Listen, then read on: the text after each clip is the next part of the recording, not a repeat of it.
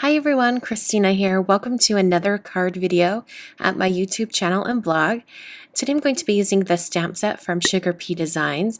This is the Chunky Monkey stamp set, and I'm going to be using one of the monkey images and also the little branch to demonstrate something that you can do if you struggle with shading and you really just want a guide or an easier way to start shading once you start coloring.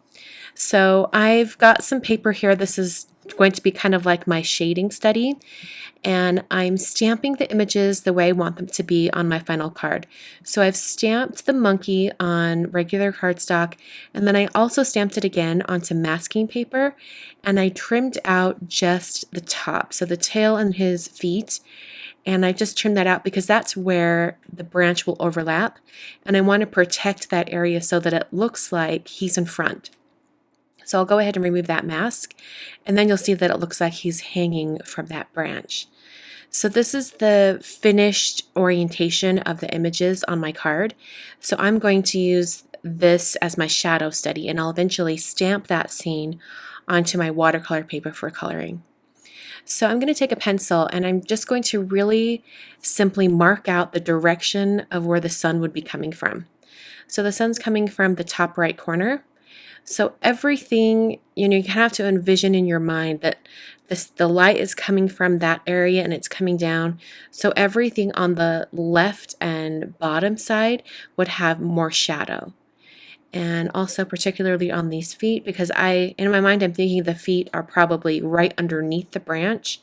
So the very top edge of the feet would also be in shadow. So I'm adding in all those areas where shadow would be. And I used to do this quite a bit when I first started coloring images like this. I did kind of like a really simple shadow study, and I'll link to one of those videos up in the top corner. It was a video I did for Simon Says Stamp many years ago, but it did show this same particular technique of having kind of like a guide of where the shading would go before I actually move on to the final project. So this is just something that I used to do quite a bit. I don't do it as often anymore because I realize that as I'm working on the final piece that I can sort of think ahead a little bit and I know where those shadows would be. But if you're struggling with finding where shading would be on your images, sometimes doing a little shading or shadow study like this can be really beneficial. So I would recommend doing this, especially if you want to work on shading and you want to find different ways to help your images look more finished and polished. I think this is a really fun way to do that. So the thing you have to remember is the direction of the light, and then also how the different shapes or objects relate to each other. For example, the monkey's tail is in front of the branch, so obviously there would be shadow right into the side of the tail on the branch.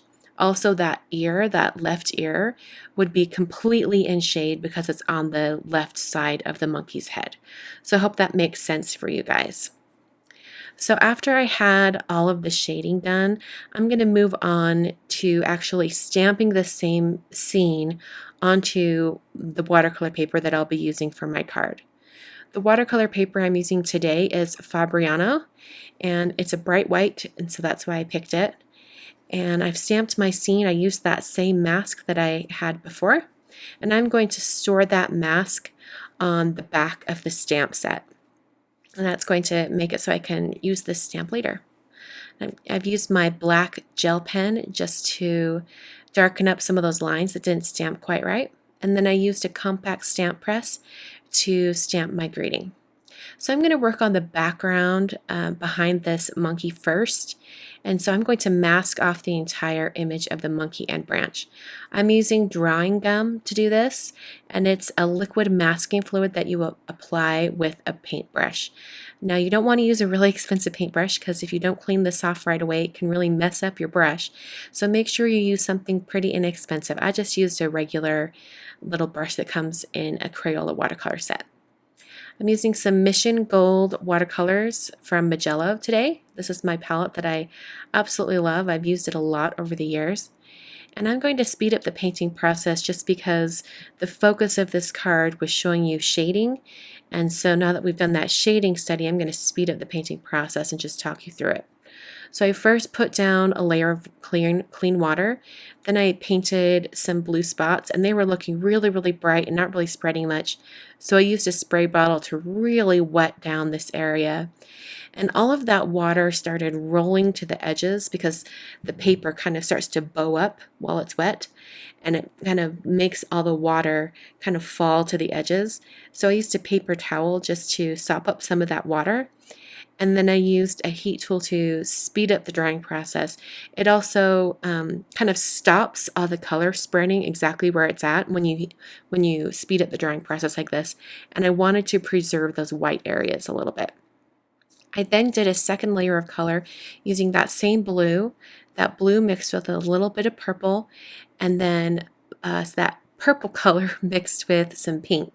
And I just kind of did some squiggly, kind of swooshy circle movements with my brush across just to give that background some interesting texture. And after the fact, when I saw this, after I finished my card, I thought, I probably could have splattered on some white dots and it would look like a nighttime sky a little bit. But I didn't think about that till after the fact, so I didn't do that now. So after it's completely dry, I remove the drying gum, and you can do this with your fingertips, just rubbing along the surface of the paper, or you can use an adhesive eraser. This is the one that I'm using from Xyron. So after I had the drying gum removed, I was able to start painting the monkey. And I'm going to put that shading or shadow study off to the side to remind me where all of the darker areas would be. And the way I go about painting like this in general is I like to put down a light layer of color and then go back over and add all of the darker shading. So I'm mostly going to be adding just plain flat color to most of this image, and then I'll go back and start adding some of those shadows. I'm also making sure that I use a couple different tones of brown because I have a lot of brown going on here. I've got the brown of the branch, the brown of the monkey's body, and then the lighter brown of his face. So I wanted to make sure that those different colors of brown were really distinctive. The color on the body and the face were a little closer, but I did like the more warm yellow tone of that branch, and I'll add some shading and it'll darken it up a little bit as well. So I'm adding in all those shadows just a little bit, and I thought about leaving like really harsh lines for the shadows, and I did a previous version of this card where the shading wasn't quite as blended in, and maybe I'll include that in the blog post, so if you want to go see my first attempt at this card, you can. But I ended up adding more and more darker shadows, and then I wanted to blend it in a little bit. So in the end, the shading isn't quite as dramatic as on the shadow study, but it still has the shadows in the correct places. And I like that I had a guide as I went along. So I trimmed this down to be square. I thought it'd be really fun as a square card. And I'm going to put it on a 4 1/4 by 4 1/4 card base. That watercolor piece is actually cut to 4 by 4. So I had my cardstock cut to 8 1/2 by 4 1/4 and then scored it at 4 1/4, and then adhered my square watercolor piece with some foam adhesive. And I realized as I was painting that grading was kind of getting lost, so I decided to instead stamp that grading and heat emboss it with white embossing powder on some black cardstock. So I did prep that cardstock with an anti-static powder tool, stamped the grading in Versamark, sprinkled on the white embossing powder, and then heat set that until it was smooth and melted. Then trimmed out that grading piece, so it's a little narrow strip, and then I cut an angle on one end and then kind of sized it up on my card until it was the right size. I'm going to put a little bit of foam adhesive on the back of that grading piece, and then I will go ahead and adhere that directly onto the front of the card. And it's going directly over that area where I previously had stamped, so it worked out pretty well. If you wanted to do a card similar to this, you could wait till the very end of the card and just stamp and emboss in white over on the same surface as the watercolor. I added a dash line around the outer edge with a Uniball Signo Broad White gel pen. And that's my card for today. Hope you guys enjoyed. I will see you guys in the next video.